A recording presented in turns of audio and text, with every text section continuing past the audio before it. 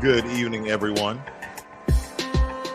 This is financial literacy in Black Power. Because when you're looking at reparations, one of the tall tale bills is essentially H.R. 40. And we understand that this is only the study for reparations. And we're going to get right down into it. We're not going to go over the background and lineage of Sheila Jackson Lee, but let's say she's not a U.S. freedman. She is not a descendant of American slaves, and neither she is a foundational Black American. There's some things I'm just going to point out very quickly because H.R. 40 has been making its rounds, and this is one of the ploys of the Democratic Party to encourage Black voters this election season. So as it states right here on her page, Congressman Jackson, there has never been another time in which she has garnered so much support and momentum for H.R. 40, the reparations legislation that focused on truth, racial healing, and transformation. I want to give credit to the giants that were and are Black Americans. They are giants. Hopefully she's just talking about those United States freedmen, those foundational Black Americans, and not people of her lineage and other lineage outside of America. Okay, we have to just make sure there's a very fine line. There's a distinction and a line we must cross when they start to group in anyone of African descent who, quote unquote, got their citizenship in the past 100 years, the past 80 to 60 years. That's not going to cut it. All right, because this is meant out for foundational Black Americans, those U.S. freedmen. And it's very important for us to understand this. We have to make a clear distinction and we have to draw the line. Okay. Now, moving along with this, there's been a lot of studies. There's been a lot of people talking about this, and we're going to get into what is H.R. 40. And I think we need to break it down very vividly in order to understand what it encompasses. Okay. Because again, we're talking about a study. We're not talking about an action bill. We're not talking about anything being executed. They're just going to form a committee and they're going to get together people, of African descent, because everything has shown us they're not going to use the descendants of American slaves. They're going to use anybody who looks Black. Okay. So this is what it has been. It says here is that after more than 3 decades, the legislation, after 3 decades, family, that's 30 years, named after the broken promise of 40 acres and a mule by the federal government to formerly enslaved people, H.R. 40 was approved by a House committee. So what they mean is that it's gaining traction. There's no, support from the Republicans or even other Democrats that this will actually be passed into law. Now, let's just say if it's passed into law, it still is not going to do anything except go over the information and the historical documents that we already know publicly. There's hundreds and thousands of sites that tells the tales of chattel slavery and transatlantic slavery here in America. I mean, you don't have to do a study. Just get a bunch of historians together. They go to the Library of Congress, they go to the Vatican, and they gather up all these documents, family. And that's your study. But this is what they like to do. This is called time wasting. They're trying to get through this election with support of Black people. So this is another time wasting tactic for me. This is time wasting legislation. But nonetheless, we're going to entertainment first and foremost, African American. So that means that anyone of African descent, no matter where they're from, no matter when they came to America, as long as they are African descent and have their American citizenship, it applies to them.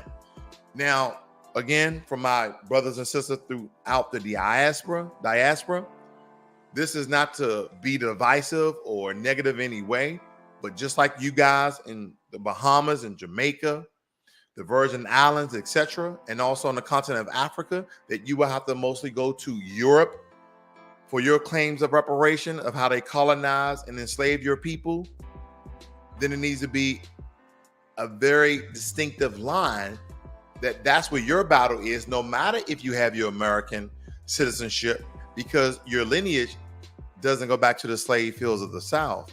in discrimination and Jim Crow of the entire country. It does not do that. So that's what you're claiming the fame to be. You go over there and you petition, you protest in those European countries like Great Britain and France, to name name two of the most popular, of course, the Dutch. But anyway, I digress. Let's move on. Now, we're going to get right down to the meat and potatoes of HR 40. And this is what the study, or as they say, Congress finds. And these are claims that the U.S. government are making that they actually did. So there's no argument here. See, the study itself and the information it contains is not inherently bad. There's some trick words, there's some trick language in there, but nonetheless, they're pretty much laying everything out on the line. But let's move on. Here we go. Approximately 4 million Africans and their descendants were enslaved in the U.S.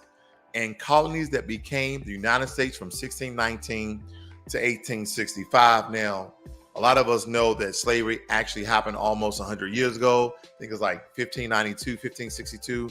I kind of get that year wrong nonetheless, where the Spanish conquistadors brought over 100 Africans. This is prior to 1619. You can do your research on that family. Now, it states here that the institution of slavery was constitutionally and statutorily sanctioned by the U.S. government, okay, for almost 100 years. That's what they're stating here. By the Constitution and statutorily that our ancestors were enslaved. It states here that slavery that first in the United States constituted an immoral and inhumane deprivation of African life and liberty. Now, this document should be absolutely updated, not to no longer say Africans. And I'm not trying to wipe away my African descendancy nonetheless, but the language needs to be tight in order for things to be right. That's all I'm stating. It also states African citizen rights and cultural heritage and deny them the fruits of their own labor. This is one of the most important sentences out of this entire document. They denied us the fruits of our own labor, meaning we did not get paid. Okay, that's very plain and simple. Let me move on. The preponderance of scholar legal community, evidentiary documentation, and popular culture markers constitute the basis for an inquiry into ongoing effects of the institution of slavery and its legacy of persistent systematic structures of discrimination on living African Americans and society in the U.S. Now, here are some of the most important statements that they made, and we're going to stop here.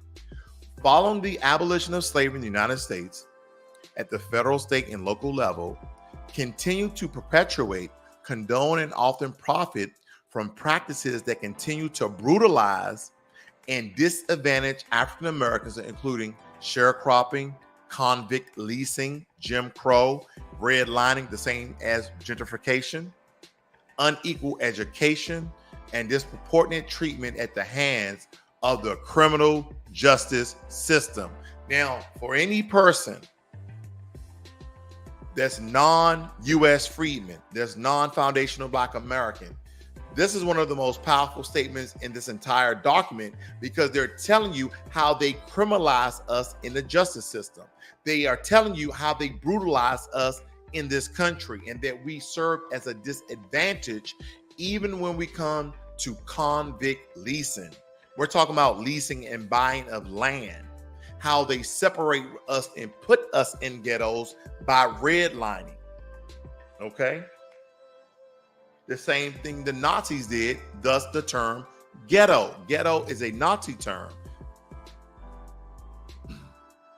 Also, how they deprive us of unequal education. You know what that means? That means that the suburbs get more money than the low, impoverished Black areas. That's all that's stating. They're saying that the suburbs has a larger funding for education versus the ghetto, versus the hood.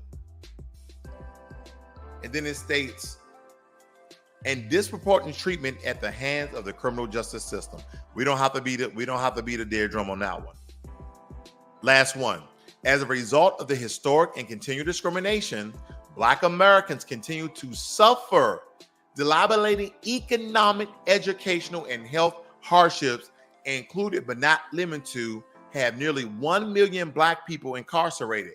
This is the admittance, family, of the U.S. government stating the reason that Black Americans are in the condition that they are in now is because of what they have done and not what we have done to ourselves. Does that make any sense?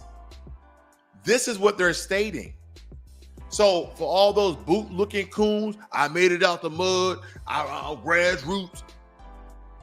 Just because they allow one token Negro pass doesn't mean that the entire population can collaborate together is in shambles, according to U.S. poverty levels. Black Americans, we have the most homeless people according to the percent of our population, and it's not by our own hands. And this is the admittance of that. Let me read it again. It says Black Americans continue to suffer debilitating economic, meaning money, meaning social economic status, education, where a lot of us can't afford to go to college and trade schools because of our economic condition, and health hardships, meaning we make so little money we cannot even afford adequate health care. That is what it's saying.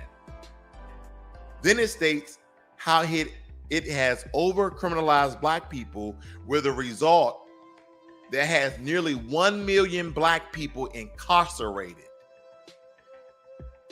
An employment rate more than twice the current white unemployment rate, meaning they're not hiring us. They would like to argue, they would like to debate, they would like to misinformation with certain documents stating that there's just not enough Black people who are certified and educated to hold this position. But as you can tell, family, this is from the foundation on up. If you read 5, it says brutalized and disadvantaged Black Americans, how it took away our sharecropping, our farming, our land, and then took us through Jim Crow and redlining and unequal education, down to the point where it admits that the unemployment rate is more than twice. Why? Because we was never afforded equal health care. That's why we have the lowest life rate. We have the lowest life expectancy. As Black men, we're looking around 69, and as Black women looking around 83, whereas though it really narrows out at 80 for both of us, where everybody else is 5 and 10 years longer than we are as Black Americans. Let me move on. Very important, family, that we get compare and contrast with this. Now, I'm just pointing out some of the information, and I'm kind of clowning HR 40 at this point because I believe it's a time-wasting legislation. I really do think that, a time-wasting bill, right? Because we have all of this context, historical context of what occurred before slavery, during slavery, after slavery, what continued on in Jim Crow, and still what's going on today with police brutality, injustice, discrimination, work bias, racial bias, et cetera, et cetera, et cetera, gentrification, the list goes on and on and on. It states here, nevertheless, slavery received important protections in the Constitution. The notorious 3/5 clause, which counted 3/5 of a slave population and appropriating representation, gave the South extra representation in the House of Representatives and extra votes in Electoral College. Now, this particular thing, family, was created for power, right? The North was like, we can't count all of the people in the South as people, because if we count the slaves, they will outnumber us. And even with the amount of slaves that the South had, they still outnumbered the North. And here's another thing, family, because this has a two-sided definition. On one side, they never looked at us as human. Okay? They never looked at us as human. Thus, the 3/5. The 3/5 part came into power that the North wanted to balance the toll of rates of how many votes that those Southern Dixiecrats had at the time. Very important. Okay? So not thinking that we're human, and of course for power. It says here, we hold these truths to be self-evident, that all men are created equal, that they are endowed by their creator with certain unalienable rights, that among these are life, liberty, and the pursuit of happiness. When they created the country, 1776, Declaration of Independence.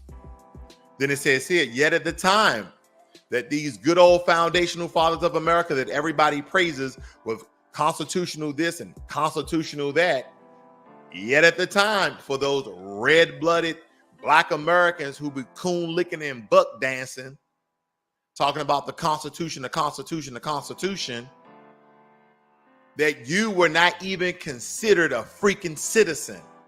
I digress. Yet at these times, words were written, more than 500 Black Americans were slaves, as we are all created equally. But they did not consider us men. They consider us property. And that's what people go, oh, where the Constitution said, shut your mouth up. You a fool. You are a fool if you think that. I hear it all over on social media, Facebook, Instagram, Clubhouse, and YouTube, where if you refer to the Constitution, there were more than 500,000 enslaved Black Americans as they was writing this document. We were not considered men. That's when you know when you're around a bunch of coons or you are around uneducated people who didn't take the time to read and think it through. This is common sense. You can't enslave the entire population of Black people and then say we all can.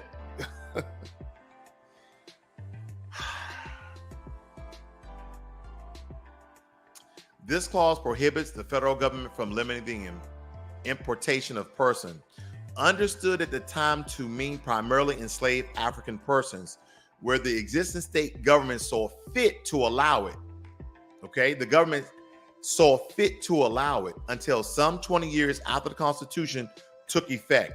It was a compromise between southern states where slavery was pivotal to the economy. We was the economy. Without slaves, there was no economy in the South, let alone North America in general, because they would like to just to tell you that they had slaves in Georgia, Louisiana, Texas, etc. There were slaves all over America. There were slaves in New York. There were slaves in Pennsylvania. So to just think that slavery came from the South, no, it was in the entire U.S. The only difference is some states like Washington State and Oregon, they just abolished slavery in their state a lot sooner. That's all that is. They had slaves everywhere at one point. Those states just abolished slavery a lot sooner. And here's another thing. Even though they abolished slavery in those states, they were going through their own form of Jim Crow early before those guys in the South were still in slavery. Good afternoon, Brent C. and Quatman. Quatman says Sheila Jackson Lee has been taking this ish to Europe, the Vatican, etc., and asking apologies and acknowledgement. Exactly. We don't need no apology. We don't need no apologies, no acknowledgement. Cut the check. You shouldn't be over there. You are a U.S. Congresswoman. You should be, if you're going to pass H.R. 40, then pass the damn thing and tell us how you're going to cut the check. We don't need no damn apology from a Vatican. We don't need a Vatican. I saw that on TV. Acknowledging that they played a role in the translated slave trade. We all know you did. It's all in your books, your public books and your private books of Vatican. Since we are demanding them, they're trying to keep the focus on this BS, but it's going down. Absolutely. It's called time wasting, my friend. Then it states here, there is a sense in which the clause is no longer constitutionally relevant since it expired in 1808. It doesn't matter when it expired. That portion right there already told us that the U.S. government, when this country was formed, was complicit with slavery. They allowed it. Then they wrote the Declaration of Independence, talking about all men are created equal, while over 500,000 Black Americans were enslaved. It's a contradiction to the very foundation that we pride ourselves of good old red-blooded Americans according to the founding fathers, because that's what everybody, the founding fathers wanted this, the founding fathers. I'm not going to lie. I understand when a white guy does it, but when I see a black guy refer to the founding fathers as some great heroes of civilizing the United States of America, man, give me a break. Give me a freaking break. During that time period, popular support for the abolition of slave trade and slavery itself increased both the United States and other countries. So slavery still was not over. Absolutely. Moving on. The Constitution speaks of people, citizens, persons, other persons, a euphemism for slaves and Indians not taxed. It states here in which case their tax exemption status and not their skin color. The first reference to race and color occurred in the 15th Amendment's guarantee of the right to vote. So all over the spectrum of the Constitution is telling you how we were not citizens, we were not considered men, we had no rights absolutely at all.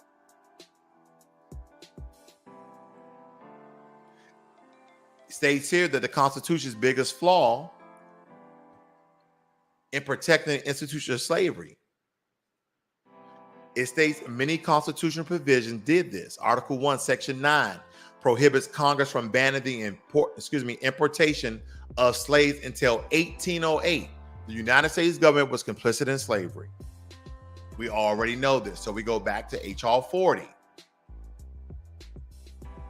You want to know where the root is. Now, we cannot use H.R. 40 as an excuse, family, but it is a cause. A lot of us can still be doing better than we are today. But I will make reference to H.R. 40 because this lets you know how this country and even the immigrants in this country almost has 100 years a head start on us, if not more. Because even with all the Black Wall Streets, not just Tulsa, it was many more Black Wall Streets in Black business districts. Okay? We built businesses. We built community. We built neighborhoods, and they stole it and they destroyed it from us. So every time we built back up, they figured out a way, or they just came in with guns and torches and burnt down the very foundation of our economic structure. So I'm not oblivious to the history, and I'm not oblivious how they continue to do it. But a lot of us can do a lot better than we are today. There are some there's some very foundational financial tools that you can use that we should know in our community to do better than we are today. But this is the root, family. This is the root of our problems right here.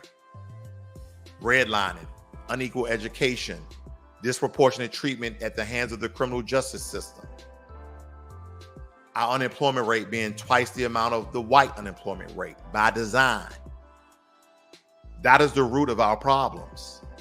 But as we grow, as we mature, as we evolve, we can start being the trunk, and we can start being the branches to our kids in order to put them in a better place.